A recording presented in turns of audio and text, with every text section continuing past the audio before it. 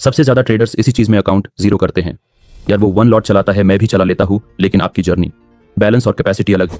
जब मुझे ये सिंपल डिवीजन समझ आई तो मुझे लगा मैंने ट्रेडिंग को पहली बार कंट्रोल करना सीखा, वरना पहले तो मार्केट मुझे चला रहा था। Discipline plus maths power. Guesswork को कंट्रोल करने का एक ही तरीका है, फॉर्मूलाज। मैथ्स बोरिंग लग सकता है, लेकिन वही पैसा बचाता है, और पैसा बचा तो गेम जीत।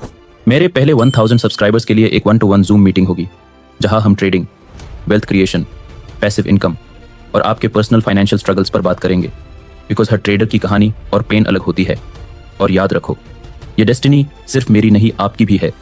हम मिलके बनाएंगे चार्टेड डेस्टिनी फैमिली, एक ऐसी जर्नी जहां मजबूरी नहीं, पॉसिबिलिटीज होंगी।